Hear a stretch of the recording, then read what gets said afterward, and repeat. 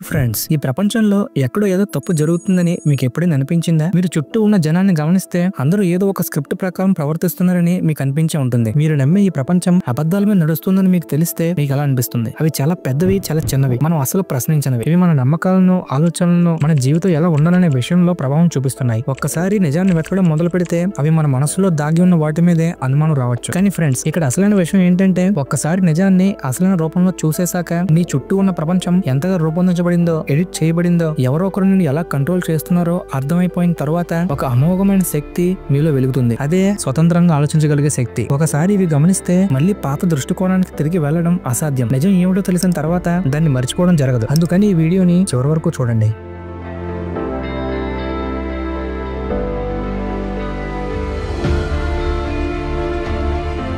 Friends, మనకు మాటలు రాకముందే, అంటే చిన్న పిల్లలప్పటి నుండే మన మనస్సు ఎలా ఆలోచించాలి, దేన్ని నమ్మాలి అనేది మనకు నేర్పించడం మొదలవుతుంది. ఏది మంచి, ఏది చెడు, ఎవరు హీరోలు, ఎవరు విలన్స్, ఎవరు తెలివైన వాడు, ఎవరు సక్సెస్ఫుల్, ఎవరు మనల్ని ప్రేమిస్తున్నారు అనేది అన్ని మనకి ముందే చెప్పేశారు. ఇది మన ఇంటి నుండి మొదలై పాఠశాల, మీడియా, రిలీజియన్, సాంప్రదాయాలు, వినోదం ద్వారా ఇంకా లోతుగా మన మనసులోకి వెళ్ళిపోతుంది. ఒకసారి ఒంటరిగా ఆలోచించండి. మనకు జీవితం గురించి ఒక నియమాల పుస్తకం ఇచ్చారు, కానీ మనం ఆ నియమాలను అంగీకరిస్తామా అని ఒక్కసారి కూడా అడగలేదు. స్కూల్ కి వెళ్ళు, మంచి మార్కులు తెచ్చుకో, ఎక్కువగా ప్రశ్నలు అడగకు, వినయంగా ఉండు, అందరిలో కలిసిపోయి ఉండు, కాలేజీకి వెళ్ళు, ఉద్యోగం సంపాదించు, ఇల్లు కట్టుకో, పిల్లల్ని పెంచు, 60 ఏళ్లు పని చేయి, రిటైర్ అయ్యేసరికి బతికి ఉంటే హాయిగా జీవించు. ఇదే మనకి చిన్నప్పటి నుండి చెప్తున్నారు. కానీ చాలా మంది ఈ స్క్రిప్ట్ ఫాలో అవుతూ కూడా అసంతృప్తిగా, ఒత్తిడిగా ఫీల్ అవుతున్నారు. ఎందుకంటే ఇది అసలు మన స్క్రిప్టే కాదు. ఈ జీవన పదం ఎవరో వేరే వాళ్ళు మన కోసం రాశారు. మనం ఆ దారిలో నడిస్తే వారికి లాభం అవుతుంది. మనకు చరిత్ర నిజమని చెప్తారు, కానీ అది ఒకవైపు మాత్రమే చూపించే కథ. న్యూస్ నిజమని చెబుతారు, కానీ అది రాజకీయ అజెండాల కళ్ళజోడులోంచి వచ్చింది. ఏది అందమో, ఏది విలువైనదో, ఏది సాధారణం అనేది మనకు ముందే చెబుతారు, కానీ ఆ నిర్వచనం ఎవరో ఒకరి ప్రయోజనానికి అనుగుణంగా మారుతూనే ఉంటుంది. విజయాన్ని కూడా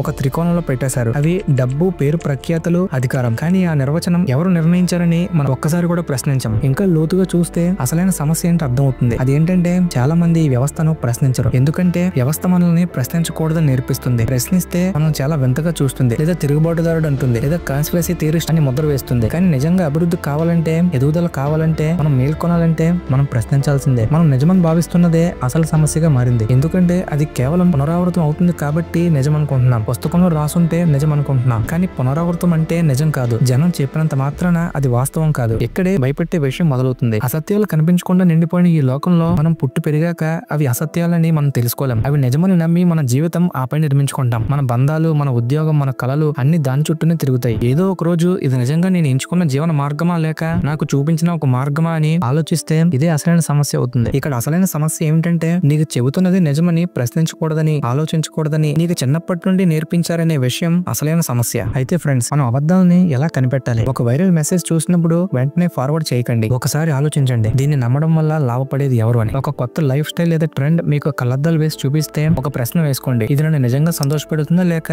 నేను ఇందులో కేవలం ఫిట్ అవ్వాలనుకుంటున్నానా అని. ఎవరైనా ఒక వ్యక్తిని చూసి మీరు ఒక అభిప్రాయానికి రాబోయే ముందు ఒక క్షణం ఆగి ఆలోచించండి, వాళ్ళ గురించి నాకు చెప్పిన కథ నిజమేనా, లేక అది ఎవరో ఒకరు రాసిన స్క్రిప్ట్ మాత్రమేనా అని. ఈ ప్రశ్నలు నిన్ను కొత్త దారిలో నడిపిస్తాయి, నీ దృష్టిని మళ్లిస్తాయి. నీకు చూపించిందే కాదు, నీకు కనపడనిది కూడా నిన్ను అన్వేషించమంటాయి. ఈ ప్రయాణం వాళ్ళు నిన్ను బ్రెయిన్ వాష్ చేసిన అబద్ధాలతో కాదు, నీకు నువ్వు స్వయంగా తవ్వుకొని బయటకు తీసిన నిజాలతో మొదలవుతుంది. అయితే ఫ్రెండ్స్, వాళ్ళు మనకి అబద్ధాలు ఎందుకు చెప్తున్నారు ఇప్పుడు తెలుసుకుందాం. అసలు నిజం ఏంటంటే, మన నమ్మకాలను నియంత్రించడం మన చర్యలను నియంత్రించడం కన్నా చాలా శక్తివంతమైంది. ఎందుకంటే నమ్మకాలు మన ప్రవర్తనను నడిపిస్తాయి. అంటే ఎవరో ఒకరు మన నమ్మకాలను నియంత్రిస్తే వారే మన జీవితాన్ని నియంత్రిస్తున్నట్టు. దీన్ని బాగా అర్థం చేసుకోవాలంటే కొన్ని స్పైసీ ఉదాహరణలు ఉన్నాయి. కొలంబస్ అమెరికాను కనుగొన్నాడని అంటారు, కానీ అప్పటికే అక్కడ జనాలు నివసిస్తున్నారు. అంతకంటే ముందే ఇంకెంతో మంది ఆ ప్రాంతాన్ని సందర్శించారు, కానీ మనకు నేర్పించింది ఇదే. ఎందుకంటే ఆ కథ వేరే ఉద్దేశానికి సరిపోయింది. విజయం అంటే కాలేజీ డిగ్రీతో 9 to 5 జాబ్ చేయడం అని అంటారు. ఒకసారి మీ చుట్టూ చూడండి, చాలా మంది సంపన్నులు, సంతృప్తిగా ఉన్నవాళ్ళు ఆ దారిని ఎప్పుడు వెళ్ళలేదు, కానీ మనకు మాత్రం అదే సేఫ్ ఆప్షన్ అని చెప్తారు. ఈ ప్రోడక్ట్ మీకు ఆనందాన్ని ఇస్తుందని అంటారు. మొదటగా వారు ఒక సమస్యను సృష్టిస్తారు, తర్వాత దానికి పరిష్కారం అమ్ముతారు. ఎందుకంటే అసంతృప్తిగా ఉన్న వాళ్ళు ఎక్కువగా కొనుగోలు చేస్తారు, అందుకే మనల్ని కొంచెం తక్కువగా అనిపించేలా చూస్తారు. తర్వాత